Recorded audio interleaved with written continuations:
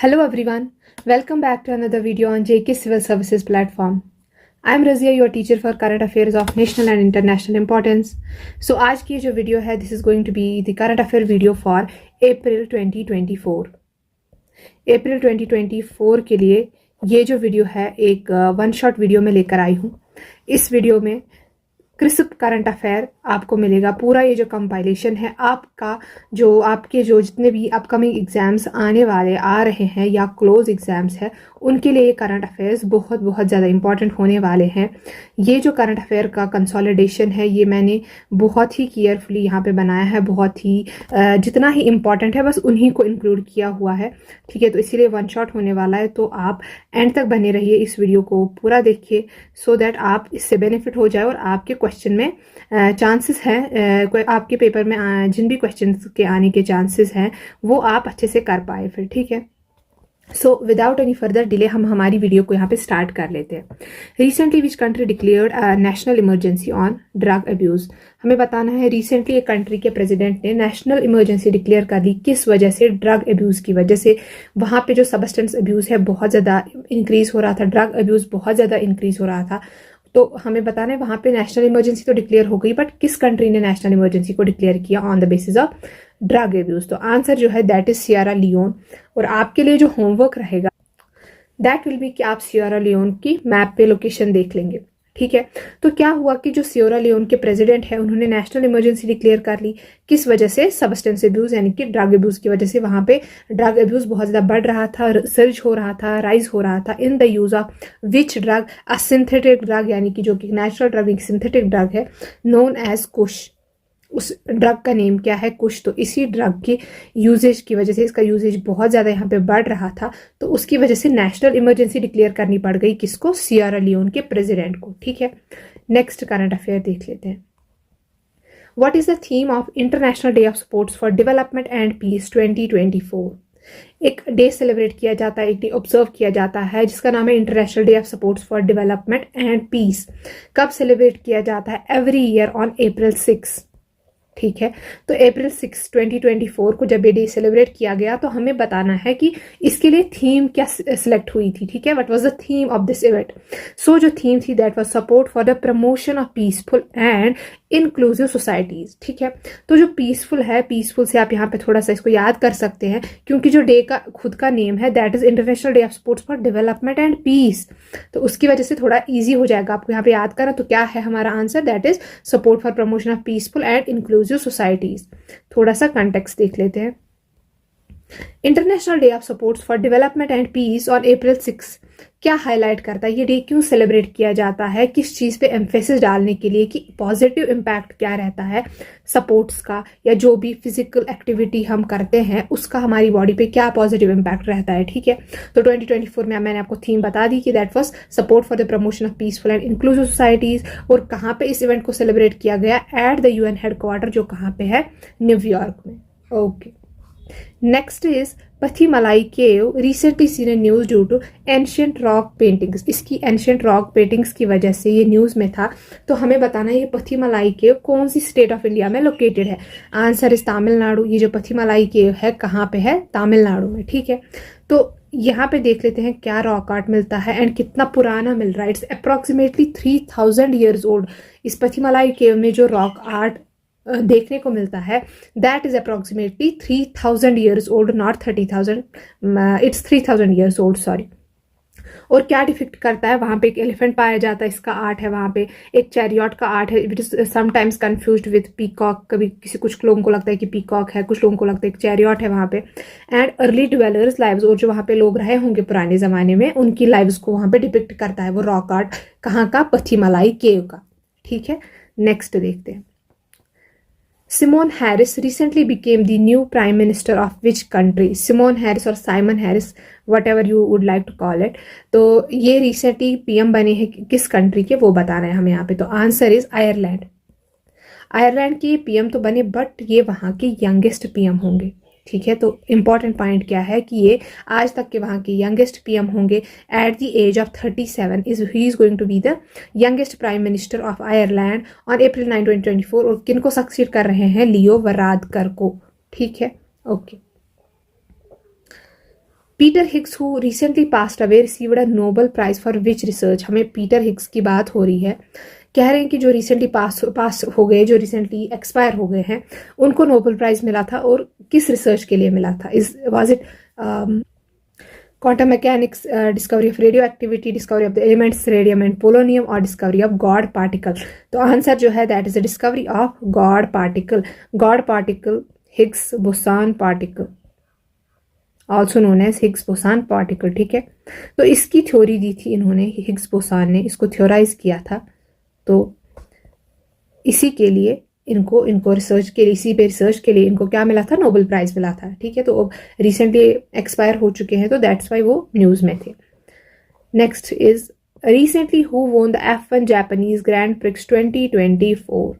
Recently किन्होंने यहाँ पे F1 जापानीज ग्रैंड प्रिक्स 2024 को जीता है, इस टाइटल को जीता है। ठीक है, तो आंसर इज मैक्स वर्स्टैपेन। ठीक है, जो max Verstappen of red bull है, इन्होंने जापानीज फार्मूला 1 ग्रैंड प्रिक्स 2024 यहाँ पे जीत लिया है एट सुजुका, डिफीटिंग किनको डिफीट किया? सर्जियो पेरेज को।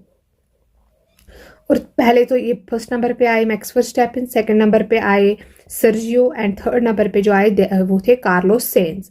और ये जो विन है ना, it's Verstappen is third win अभी तक की, इस साल की इनकी थर्ड विन है। 4 मैच इन्होंने खेले थे, 4 रेसेस इन्होंने की थी, तो उनमें से 3 इन्होंने जीते। ठीक है, ही डोमिनेट्स F1 विनिंग चैंपियनशिप्स इन 2021-2023। ओनली जो कार्लोस सेंस है, अभी तक इन्होंने सिर्फ इनको 2023 से हराया है। एंड जो वर्स्टैपेन है 13 पॉइंट गैप से लीड कर रहे हैं सर्जियो के आगे। कितने पॉइंट से हैं? 13 पॉइंट से। और यंगेस्ट है, right, at the age of 26 इनके पास रिकॉर्ड है किस चीज़ का? यंगेस्ट F1 ड्राइवर होने का, and for the most wins and points in a season. ठीक है, अभी तक के यंगेस्ट ऐसे पर्सन है जिन्होंने सबसे ज्यादा विन्स एंड पॉइंट्स एक सीजन में जीती हूँ, at the age of 26। Okay, next one, what is Rhamphicarpa fistulosa? Recently seen in news. Rhamphicarpa fistulosa recently news में था। हमें बताना है इन 4 ऑप्शंस में से ये क्या है? Is it a black hole, is it an asteroid, is it a species of a fish, और is it a parasitic weed? तो हमारा जो आंसर है वो है कि that it's a parasitic weed. इसको राइस वेम्पायर वीड के नाम से भी जाना जाता है। Rhamphicarpa fistulosa is also known as rice vampire weed. ठीक है, जो राइस वेम्पायर वीड या रम्पी कार्पा फिस्टुलोसा है, अभी तक 1,40,000 से ज़्यादा फार्म्स को ये अफेक्ट कर चुका है अफ्रीका में। एनुअली करता है अफेक्ट इतने हाउस होल्ड्स को, इतने फार्म्स को, काजिंग $82 मिलियन लॉसेस एनुअली। ठीक है, तो ये एक प्रोमिनेंट यहाँ पे पैरासिटिक वीड है जो कि किस किस क्रॉप को इफेक्ट करता है? राइस को, सोरगम को और मेज को। ओके, तो नेक्स्ट देख लेते हैं। According to World Cybercrime Index 2024, what is the rank of India in cybercrime globally? ठीक है, ये रिपोर्ट आ चुकी है वर्ल्ड साइबर क्राइम इंडेक्स 2024। हमें बताना है कि ग्लोबली इंडिया की रैंक क्या रही है साइबर क्राइम में। ठीक है, तो the answer is 10th। As per this report जो इंडिया की रैंक है globally in cyber crime, that is 10th। थोड़ा सा कंटेक्स्ट जान लेते हैं इस रिपोर्ट के बारे में। एक इंटरनेशनल टीम है जिसको लीड किया है ऑक्सफोर्ड यूनिवर्सिटी ने एंड UNSW कैनबेरा ने। तो इन्होंने इंट्रोड्यूस किया, ये इसका फर्स्ट टाइम था इस इंडेक्स का, as world cyber crime index. और इन्होंने सर्वे किया रफली 100 कंट्रीज़ का। तो 92 एक्सपर्ट्स इन्वॉल्व थे इसमें। और कौन कंट्री लीड कर रही है in cyber crime? That is Russia, उसके बाद Ukraine, then China, USA, Nigeria and Romania. और जो इंडिया का स्कोर रहा that is 6.13, and out of 15 countries जो इंडिया का रैंक है दैट इज 10। ठीक है, in the list of 15 countries India का जो रैंक है that is 10। Okay, next one देख लेते हैं। अकॉर्डिंग टू IMF यानी कि इंटरनेशनल मॉनिटरी फंड, इसके मुताबिक what is the GDP growth projection of India for financial year 2024 and 2025? हर साल जो इंटरनेशनल मॉनिटरी फंड है फॉर नेक्स्ट फाइनेंशियल ईयर क्या निकालता है? ग्रोथ प्रोजेक्शन निकालता है कि इस साल एक कौन सी कंट्री कितना ग्रो करेगी। ठीक है, तो फाइनेंशियल ईयर 2024 टू 2025 के लिए इन्होंने इंडिया की जो ग्रोथ प्रोजेक्शन निकाली दैट इज 6.8%। इन्होंने कहा कितना ग्रो करेगा इंडिया बाई 6.8%, एंड ये अभी तक की हाईएस्ट ग्रोथ है आफ्टर कोविड। जो कंट्रीज हैं जो ग्रो कर रही है ना कंट्रीज, उनमें से सबसे ज़्यादा रेट इंडिया की ही रह रही है आफ्टर कोविड, ठीक है। Okay. Recently, who has been reappointed as the managing director of the IMF for a new 5-year term? Recently जो इंटरनेशनल मॉनेटरी फंड है इसके मैनेजिंग डायरेक्टर को यहाँ पे इलेक्ट कर लिया गया है। वो किसको इलेक्ट किया? इलेक्ट तो किया बट उसको रीअपॉइंट किया गया, यानी कि पहले भी इस प्लेस पे था ये, तो अभी इसको फिर से या थी, इसको अभी प्लेस अगेन से इसको अपॉइंट कर लिया गया है। तो आंसर इज क्रिस्टलिना जॉर्जीवा, ठीक है। क्रिस्टलिना जॉर्जीवा को एक न्यू 5-year टर्म के लिए यहाँ पे इलेक्ट कर लिया गया है, रीअपॉइंट कर लिया गया है। जो क्रिस्टलिना जॉर्जीवा है, she has been reappointed as managing director of the IMF for a new 5-year term. और कब से स्टार्ट होगी? From October 1, 2024। कौन अपॉइंट करता है इनको? एग्जीक्यूटिव बोर्ड अपॉइंट करती है। और जो क्रिस्टलिना जॉर्जीवा है, she was the sole candidate this year, इसकी अपोजिशन में कोई नहीं था, ठीक है। The board of governors comprising finance ministers and central bank governors is IMF's highest decision making body. ये जो बोर्ड ऑफ गवर्नर्स है, इसमें कौन कौन होते हैं? फाइनेंस मिनिस्टर्स होते हैं कंट्रीज के, सेंट्रल बैंक गवर्नर्स होते हैं, और ये IMF की हाईएस्ट डिसीजन मेकिंग बॉडी है जो कि इलेक्ट करती है, अपॉइंट करती है डायरेक्टर्स को, ठीक है। सो नेक्स्ट देख लेते हैं।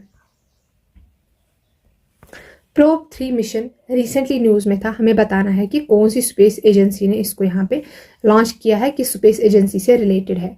क्या नाम है मिशन का? Probe 3 mission. और इम्पॉर्टेंट करंट अफेयर है, तो answer is European space agency. European space agency ने रिसेंटली लॉन्च किया इस मिशन को, विच इज प्रोब 3 मिशन। तो कंटेक्स्ट देख लेते हैं। European space agency is probe 3 mission कब इसको लॉन्च करने वाले हैं? इन सितंबर 2024। क्या यूज करके? इंडिया का जो लॉन्च व्हीकल होगा, through India's launch vehicle, polar satellite launch vehicle, इसी के थ्रू इसको यहाँ पे लॉन्च कर लिया जाएगा। ओके। ये जो मिशन है ना, इसमें 2 सैटेलाइट्स फ्लाई करेंगी एक साथ। It will carry 2 satellites in space, okay, and इनको अलाइन किया जाएगा with the sun. The satellites will block each other solar disc और अलो करेगा रिसर्चर्स को to see the sun's faint corona. और क्या देख पाएंगे? सन का जो फेंट कोरोना है उसको यहाँ से एनालाइज कर पाएंगे रिसर्चर्स, या उसका जो सराउंडिंग एटमॉस्फेयर है उसको एनालाइज कर पाएंगे, ठीक है। तो इसलिए इंपॉर्टेंट हो रहा है। अगर प्रोब 3 मिशन आएगा तो पूछ सकते हैं कि किस प्लैनेट से रिलेटेड है, कौन सी एजेंसी लॉन्च कर रही है, किस लॉन्च व्हीकल से उसको लॉन्च किया जाएगा, ठीक है। तो ये चीज़ इंपॉर्टेंट हो रही है। What is the theme of world heritage day 2024? हमें बताना है कि जो वर्ल्ड हेरिटेज डे 2024 है उसकी क्या थीम रही। Answer is discover and experience diversity. क्या थीम रही वर्ल्ड हेरिटेज 2024 की, जो कि सेलिब्रेट किया जाता है कब? अप्रैल 18 को, ठीक है। इससे पहले हमने पढ़ा international day of sports for development and peace, जो कि सेलिब्रेट किया जाता है अप्रैल 6 को। और अभी हम पढ़ रहे हैं वर्ल्ड हेरिटेज डे 2024, जो कि कब सेलिब्रेट किया जाता है? अप्रैल 18 को। तो डेट्स इंपॉर्टेंट हो रहे हैं, राइट। तो April 18 marks world heritage day honouring cultural sites globally. ये जो है इसको ऑल्सो क्या बोला जाता है? As international day for monuments and sites, जो कि स्ट्रेस करता है हेरिटेज प्रिजर्वेशन को। इस डे को किसका रिकॉग्नाइजेशन मिलता है? बाय UNESCO, यानी कि UNESCO, United Nation economic, social and cultural organisation, ठीक है। तो थीम क्या रही इसकी? Discover and experience diversity, urging reflection on our global treasures. Okay, next देख लेते हैं। Which company recently introduced its most capable large language model, the Llama 3? कौन सी कंपनी ने रिसेंटली क्या इंट्रोड्यूस किया? लार्ज लैंग्वेज मॉडल, जिसका नाम है द लामा 3, ठीक है। एक लैंग्वेज मॉडल है द लामा 3। इसको हमें बताना है रिसेंटली कौन सी कंपनी ने इंट्रोड्यूस कर लिया है। तो the answer is Meta. Meta ने रिसेंटली अनवील किया इसके मेटा लामा 3 को, जो कि लेटेस्ट एडिशन होगा इसके लार्ज लैंग्वेज मॉडल लाइनअप का, ठीक है। और इसको कब लॉन्च किया गया था? इन फरवरी 2023। इसमें कौन सी कैपेबिलिटीज़ है? Artificial intelligence capabilities which are most advanced, ठीक है। Okay, next is important current affair है। इंडेलिबल इंक रिसेंटली जो कि लोकसभा इलेक्शंस में यूज़ हुई, हमें बताना है कौन से केमिकल से प्रिपेयर की जाती है। इंडेलिबल इंक जो कि लोकसभा इलेक्शंस में रिसेंटली यूज हुई, recently seen in the Lok Sabha election, is prepared by using which chemical? तो आंसर इज सिल्वर नाइट्रेट, ठीक है। सिल्वर नाइट्रेट जिसका फॉर्मूला होगा AgNO3, ठीक है। इस केमिकल से इस फॉर्मूला को यहाँ पे प्रिपेयर कर लिया जाता है। थोड़ा सा कंटेक्स्ट समझने की कोशिश करेंगे हम। The ink containing silver nitrate remains visible under UV light, UV light के अंडर भी दिखती है, विजिबल रहती है और सोप को रेजिस्ट करती है, यानी कि हटती नहीं है फॉर अप टू कितने टाइम तक, 72 आवर्स तक। मैन्युफैक्चर्ड बाय CSIR, एंड इसको CSIR ने पहली बार मैन्युफैक्चर किया था, एंड इसकी जो लाइसेंस है इसको अभी मैन्युफैक्चर करने की, दैट्स विद ओनली विद, सिर्फ किनके पास है, Mysore paints and varnish limited, इसके अलावा कोई और कंपनी इसको नहीं बनाती है, ठीक है। तो सिंस 1962 से हमें बनाई गई थी, तब से अभी तक हम इसको ओवर 25 कंट्रीज एक्सपोर्ट कर रहे हैं। एंड इस किस एक्ट के अंडर मैंडेटेड है, under representation of the people act 1951, ठीक है। So this was about the indelible ink, जिसमें कौन सा केमिकल है। डायरेक्टली एग्जाम में क्वेश्चन आ सकता है कि indelible ink contains which chemical, that is silver nitrate, up to how many hours it resists soap and doesn't faint it, that is 72 hours. और किसने इसको मैन्युफैक्चर किया था, बाय CSIR। अभी लाइसेंस इसके पास है, that's with Mysore paints and varnish limited. कब से यूज में है, since 1962। Okay, next is which day is celebrated as national Panchayati Raj day. हमें बताना है कि नेशनल पंचायती राज डे कौन से डे पे सेलिब्रेट किया जाता है। तो हमारा जो आंसर है दैट इज 24 अप्रैल। हर साल 24 अप्रैल को India national Panchayati Raj day celebrate करता है, and it marks the enactment of 73rd constitutional amendment act 1993। यानी कि कब इनेक्ट हुआ था, 24 अप्रैल 1993 में जो 73rd कॉन्स्टिट्यूशनल अमेंडमेंट एक्ट है इनेक्ट हुआ था, ठीक है। तो इसी को मार्क करने के लिए हम नेशनल पंचायती राज डे मनाते हैं, कब, 24 अप्रैल को, ठीक है। तो नेक्स्ट देख लेते हैं, कुछ और इन्फॉर्मेशन लिखी हुई है। ये जो अमेंडमेंट है ये एस्टैब्लिश करता है, एक थोड़ा सा 73rd अमेंडमेंट के बारे में लिखा है कि एक 3 टायर सिस्टम को यहाँ पे एस्टैब्लिश किया जाता है, लोकल गवर्नेंस का, विद पंचायती राज इंस्टीट्यूशंस जो PRIs है, कहाँ कहाँ पे, विलेज लेवल पे, ब्लॉक लेवल पे एंड डिस्ट्रिक्ट लेवल पे। यानी कि विलेज लेवल पे, ब्लॉक लेवल पे और फिर डिस्ट्रिक्ट्स में, ठीक है। हर अपनी अपनी लेवल पे क्या होंगे, पंचायती राज इंस्टीट्यूशंस होंगे। सो इसीलिए इसको 3 टायर सिस्टम बुलाया जाता है। Organised by ministry of Panchayati Raj. इस डे को कौन ऑर्गेनाइज करता है, ministry of Panchayati Raj, and honours grass root democracy, ठीक है। नेक्स्ट देख लेते हैं, recently which ministry has drafted model rules for child birth registration. हमें बताना है यहाँ पे कौन सी मिनिस्ट्री ने रिसेंटली मॉडल रूल्स ड्राफ्ट किए हैं, लिखे हुए हैं, किसके लिए, चाइल्ड बर्थ की रजिस्ट्रेशन के लिए, ठीक है। तो answer is ministry of home affairs. Ministry of home affairs ने, आप यहाँ पे अगर चाइल्ड बर्थ रिलेटेड है तो कंफ्यूजन हो सकता है कि it can be health and family वेयर, तो हेल्थ एंड फैमिली वेलफेयर, तो ऐसा नहीं है, it's ministry of home affairs, ठीक है। तो कंटेक्स्ट थोड़ा देखते हैं।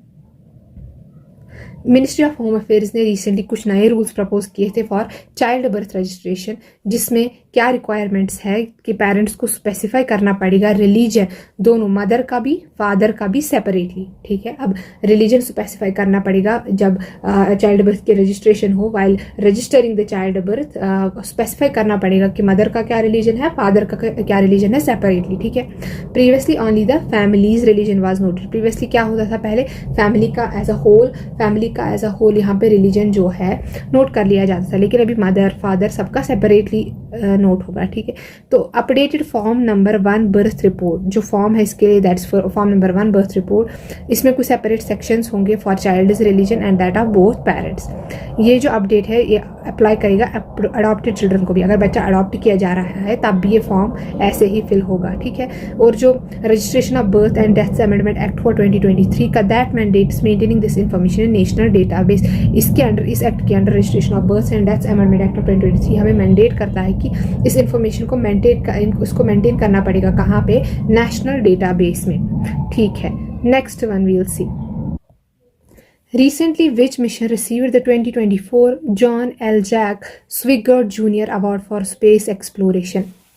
रिसेंटली हमें बताना है कौन से मिशन ने ये अवार्ड रिसीव किया है, कौन सा award, John L Jack Swigert Junior award. तो आंसर जो है दैट्स अवर चंद्रयान 3 मिशन।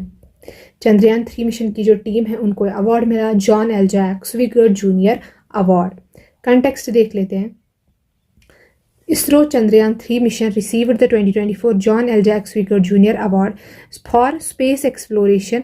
किसने दिया इनको ये? यूएस बेस्ड स्पेस फाउंडेशन, एक फाउंडेशन है जो कि यूएस में बेस्ड है, उन्होंने इनको ये अवार्ड दिया। ठीक है, ये कब इनको दिया गया? ज्यूरिंग द स्पेस सिंपोसियम, इसको जो रिकॉग्नाइज करती है outstanding contributions to space exploration में, यानी कि जिन भी ऑर्गेनाइजेशंस ने एक आउटस्टैंडिंग कंट्रीब्यूशन दिया होगा टूवर्ड स्पेस एक्सप्लोरेशन, तो उनको ये अवार्ड दिया जाता है। कौन सा award? John L Jack Swigert Junior award. तो इस साल किसको मिला? हमारी साइड से ISRO Chandrayaan 3 mission. Okay. According to Global Hepatitis Report 2024, what percentage of global hepatitis B and C disease burden did India account for in 2022? एक report release हुई है ग्लोबल हेपेटाइटिस रिपोर्ट 2024। हमें बताना है कि ग्लोबली जो hepatitis B and C disease का burden है, जितना भी इनका एवरेज है, हमें बताना है उसमें कितना परसेंटेज इंडिया कंट्रीब्यूट करने वाला है। ठीक है, तो आंसर इज 11.6%, यानी कि इंडिया जो कंट्रीब्यूट करता है to the global hepatitis B and C disease burden, कितना कंट्रीब्यूट करते हैं हम उसको? 11.6%। India accounting for 11.6% of global hepatitis cases in 2024 as per world health organisation. हमारे यहाँ पे कितना फेस करते हैं हम? 35.3 million infections with 29.8 million from hepatitis B, और उसमें से 5.5 मिलियन किससे हो रहे हैं? हेपेटाइटिस सी से। और we are ranked second after China. ठीक है, चाइना पहले नंबर पे है, इंडिया दूसरे नंबर पे है। और इंडिया एंड चाइना टुगेदर कितना कंट्रीब्यूट कर रहे हैं? 27.5% ऑफ ग्लोबल केसेस। लेकिन हमारे लिए हमें क्या याद रखना है? 11.6% ऑफ ग्लोबल हेपेटाइटिस केसेस इन 2022। ठीक है, एज पर WHO रिपोर्ट जो इंक्रीज हुआ है इन हेपेटाइटिस रिलेटेड मोर्टेलिटी से मतलब है कि हेपेटाइटिस रिलेटेड जो डेथ्स है उनमें कितना इंक्रीज हुआ है? It has increase to 1.3 million deaths in 2022 with hepatitis B जो है वो अलोन रेस्पॉन्सिबल है for 83% of deaths and hepatitis C contribute 17% of deaths. ठीक है, तो this is about hepatitis C and hepatitis B. Next देख लेते हैं। Kala Azar, recently seen in the news, is a neglected tropical disease caused by which agent? हमें बताना है कि जो काला आजार है एक नेग्लेक्टेड ट्रॉपिकल डिजीज है, जो हमें बताना है कौन सी एजेंट काज कर रही है। तो answer is protozoan parasite. Okay, तो protozoan parasite is the organism here जो कि इस डिजीज को काज करता है ना। What is a neglected tropical disease? Neglected तो पहले ही नेग्लेक्टेड डिजीज है। नेग्लेक्टेड से मतलब इसके लिए प्रॉपर ट्रीटमेंट अवेलेबल नहीं है, ना तो उतनी ज़्यादा इस पर कोई रिसर्च की जाती है फॉर इट्स इरेडिकेशन, राइट। तो ट्रॉपिकल है कि ट्रॉपिकल एरियाज में पाई जाए, जैसे अफ्रीका। ठीक है, तो अभी इंडिया ने कौन सी डिजीज़ का यहाँ पे एलिमिनेशन कर लिया है? दैट इज़ द काला आजार, इसीलिए ये न्यूज़ में था। ठीक है, तो India has achieved the elimination of visceral leishmaniasis. Kala azar जो है इसका जो पैरासाइट है दैट इज़ लीशमानिया। ठीक है, तो इसको लीशमानियासिस भी इसीलिए कहा जाता है। तो इंडिया ने अभी क्या कर लिया? इसको एलिमिनेट कर लिया है, ऑल्सो नोन एज काला आजार। और इसका जो टारगेट मीट कर लिया है हमने as per national centre for vector borne disease control data. ठीक है, तो काला आजार जो है ये second deadliest protozoan parasitic disease है ग्लोबली, और कितने कंट्रीज में एंडेमिक है? इन 76 कंट्रीज।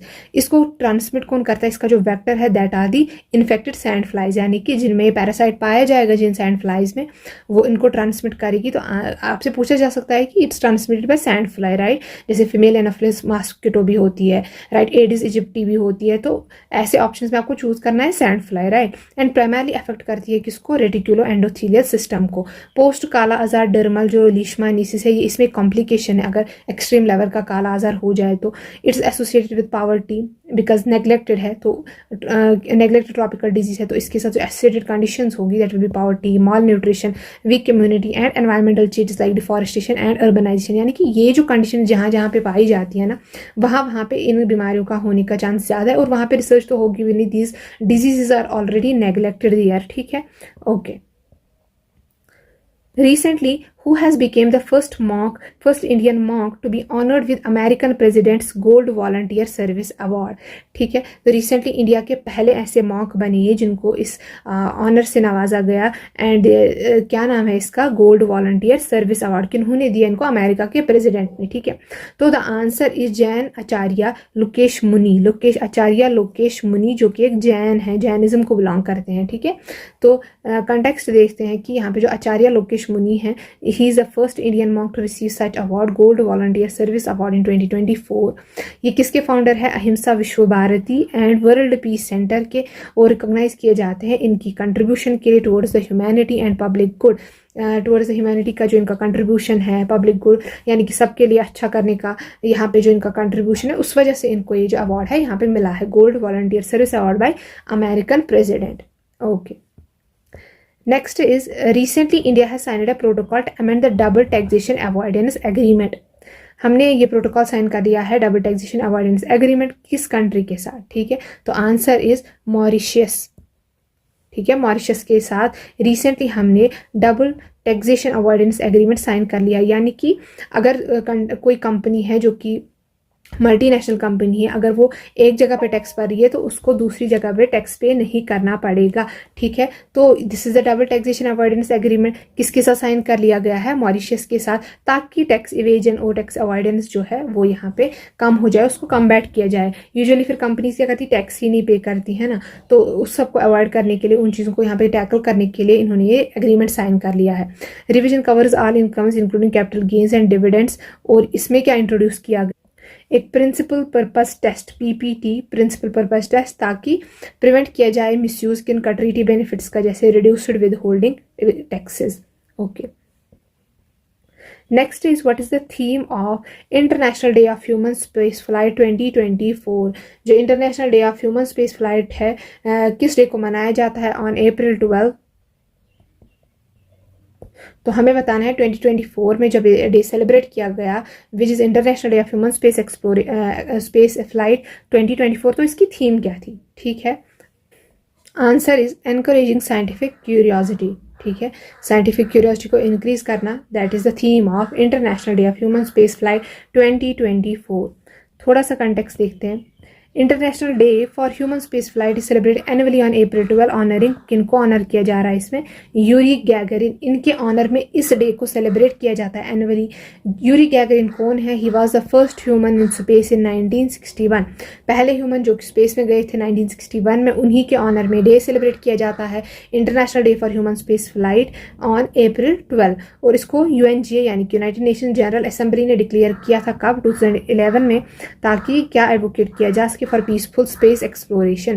2024 की थीम क्या रही? एनकरेजिंग साइंटिफिक क्यूरियोसिटी, ताकि फोस्टर किया जाए outer space exploration peaceful advancement. Okay, next is which organization recently developed a sustainable hydrogel to remove microplastics from water? कौन सी ऑर्गेनाइजेशन ने रिसेंटली एक सस्टेनेबल हाइड्रोजेल बनाई है यहाँ पे, ताकि जो माइक्रो प्लास्टिक्स होते हैं उनको वाटर से, माइक्रो प्लास्टिक्स मतलब जो नेकड़ा से ना दिखे बहुत छोटे प्लास्टिक के बिट्स, राइट, उनको वाटर से रिमूव करने के लिए एक हाइड्रोजेल डेवलप करी गई है। तो हमें बताना है कौन सी ऑर्गेनाइजेशन ने डेवलप की। तो answer is Indian institute of science, जो कि बेंगलुरु में है। उसी ने इसको बनाया, उसी ऑर्गेनाइजेशन ने इसको बनाया, Indian institute of science Bengaluru. ठीक है, Indian institute of science developed a novel hydrogel to remove micro plastics from water. ये जो हाइड्रोजेल है इसमें एक यूनिक पॉलीमर नेटवर्क पाया जाता है जो कि बाइंड करेगा और डिग्रेड करेगा इन माइक्रो प्लास्टिक्स को, यूज करेगा किसका? यूवी लाइट का। यानी कि ये जो हाइड्रोजेल है with the help of UV light इन माइक्रो प्लास्टिक्स को यहाँ पे बाइंड करेगी। ठीक है, it comprises 3 polymer layers, 3 polymer layers होते हैं इसमें, chitosan, polyvinyl alcohol and polyaniline. और इसको कंबाइन किया जाएगा with copper, which is combined with copper substitute polyoxometalate nanoclusters, जो कि एक्ट करते हैं यहाँ पे एज कैटलिस्ट्स। इसमें 3 पॉलीमर लेयर्स है इस हाइड्रोजेल में, एक तो है काइटोसान, पॉलीविनाइल अल्कोहल और पॉलीएनिलीन, ठीक है। और उनको फिर किसके साथ कंबाइन किया गया है, कॉपर सब्स्टिट्यूट, कॉपर के सब्स्टिट्यूट के साथ पॉली ऑक्सो मेटालेट नैनो क्लस्टर जो कि कैटलिस्ट की तरह एक्ट करते हैं। और जो माइक्रोप्लास्टिक्स होते हैं ये 5 mm से भी कम साइज के होते हैं and are categorised as primary कौन सी, जो कि कॉमर्शियल प्रोडक्ट्स आते हैं, और सेकेंडरी जो कहाँ से आते हैं, from large plastic break down due to environmental factors, यानी कि जो बड़ा बड़ा प्लास्टिक होता है अगर एनवायरमेंटल फैक्टर्स की वजह से उसका ब्रेक डाउन हो रहा है तो वो सेकेंडरी माइक्रोप्लास्टिक्स होंगे, राइट। प्राइमरी कौन होंगे, जो डायरेक्टली किसी कॉमर्शियल प्रोडक्ट से आ रहे हैं, ठीक है, okay. Next is recently which country's food agency has ordered recall of India's spice product due to the presence of ethylene oxide। हमें बताना है रिसेंटली किस कंट्री की फूड एजेंसी ने यहाँ पे जो इंडिया का स्पाइस प्रोडक्ट है उसको यहाँ पे क्या वापस भेज दिया, उस पर यहाँ पे एक इन्वेस्टिगेशन चलाई किसकी स्पाइस प्रोडक्ट पे, इंडिया की स्पाइस प्रोडक्ट पे किस कंट्री ने। तो हमें बताना है कौन सी कंट्री की फूड एजेंसी ने ऐसा किया। तो आंसर है सिंगापुर, ठीक है। सिंगापुर की फूड एजेंसी ने यहाँ पे जो इंडिया की स्पाइस प्रोडक्ट्स है उनको वापस भेज दिया क्योंकि उनमें क्या पाया गया, इथाइलिन ऑक्साइड, ठीक है। तो आपसे डायरेक्टली इथाइलिन ऑक्साइड के बारे में पूछा जा सकता है, राइट।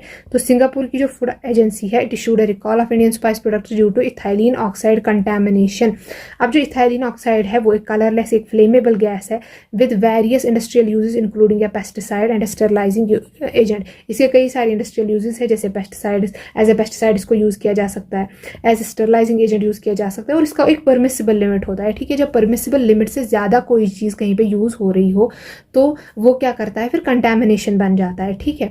तो दैट्स वाई इसका यहाँ पे रिकॉल कर लिया गया है, इंडियन प्रोडक्ट्स को, इंडियन स्पाइसेस को यहाँ पे इन्होंने सिंगापुर की फूड एजेंसी ने रिकॉल कर लिया है, ठीक है। अगर प्रोलॉन्ग्ड एक्सपोजर होगा with this oxide, ethylene oxide, तो इसकी वजह से आइज में इरिटेशन हो सकती है, स्किन में और रेस्पिरेटरी सिस्टम में, और इवन कार्सिनोजेनिक यानी कि कैंसरस रिस्क भी हैं ह्यूमंस को, ठीक है। So this was all about the current affairs of April 2024।